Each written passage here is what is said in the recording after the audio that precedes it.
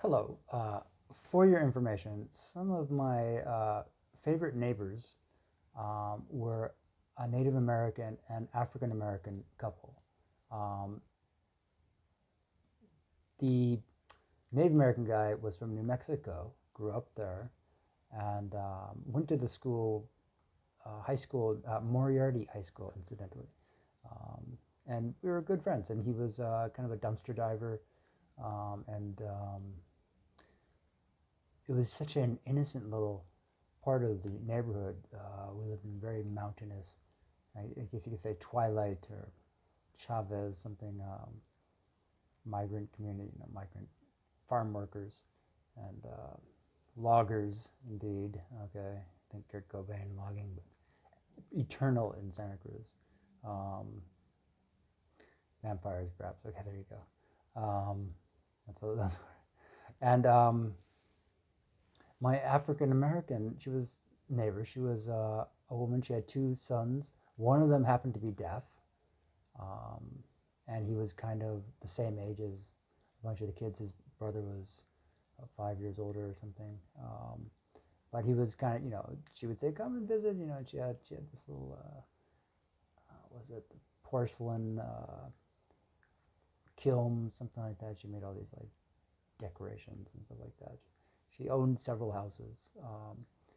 She was only about maybe a third black or something. I'm not sure. And one day I was over at their house, at their other house in downtown Santa Cruz, and they moved and gave the house to one of her sons.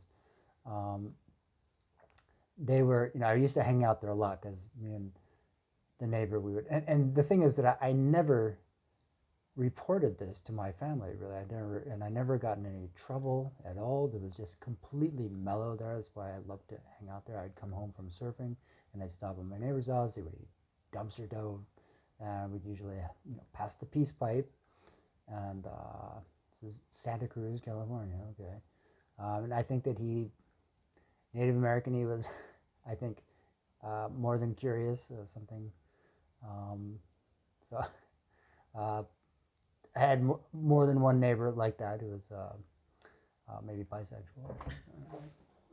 And as far as the saying "black enough," okay, because my neighbor was only about a third or something like that, African American, and I wouldn't have believed this if they hadn't said it to me and then sort of actually showed me.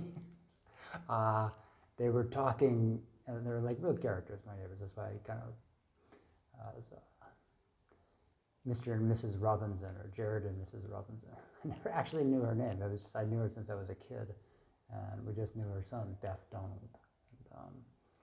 And, so, anyways, one day, it wasn't that long ago because I knew her since I was a kid, but it was actually only like a year before she died of cancer. This neighbor, she was at least 10 or maybe 20 years older than her husband, my buddy, sort of driveway buddy. That's all. And they were talking about the dentist, and the dentist saying, "I'm not going to treat her." And I want to say what they said because I'm a bit embarrassed. And she says, "Yeah, um, um, she, we're all wearing sandals, or at least me and her were."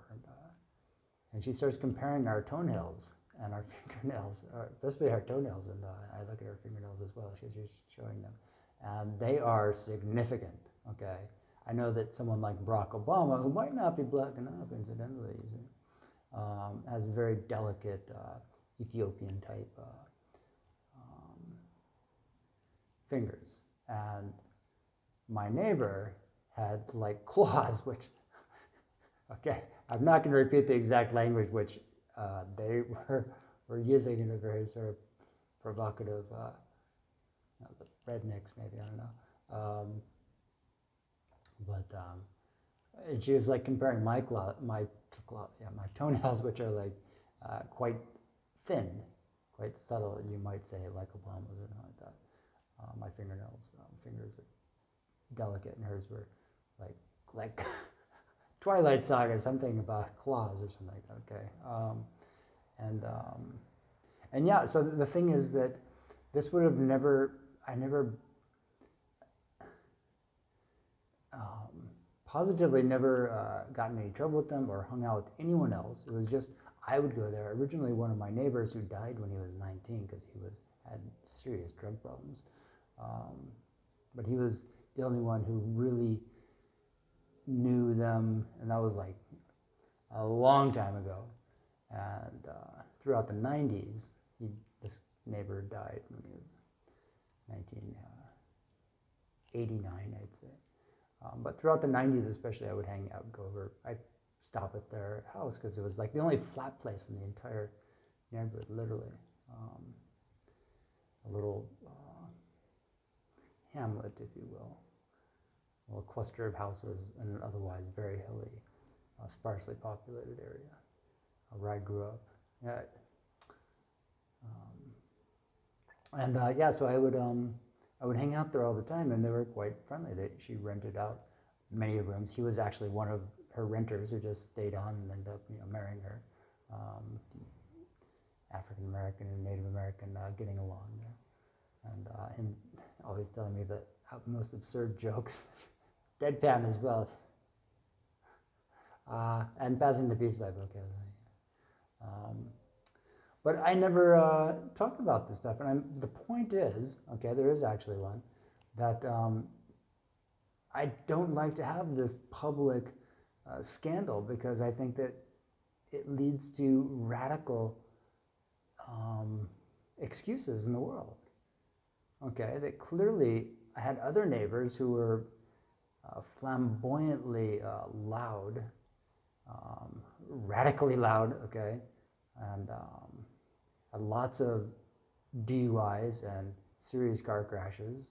And my brother and I would hang out at this house a lot because it was the party pad in the neighborhood, more or less, with basically no parents at all. They're a single mother and intermittent husbands, and it was scarce, rarely there. It was literally just the boys' pad and the boys actually,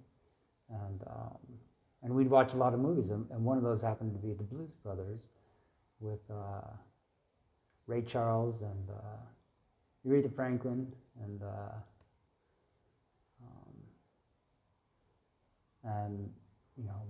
these neighbors were Mexican, Native American, half Italian, but in private, I love people, especially if they're not dangerous, okay, or possessed, okay, like anyone who does hard drugs, okay, that's and is somehow in an unbalanced situation where there's car crashes, which ain't everyone, okay, in any culture, just isn't the case. Some people are doing that. I think it's statistically coded. Okay, I'll put that word in there, coded, because that's what I like to do. Is with, the only time I really fell in love was with a very intelligent woman who was like a mathematics whiz, who was taking the last math class. It was nonlinear algebra, and told me about it. And I was still fascinated by that finals question about the flow and the pressure and all that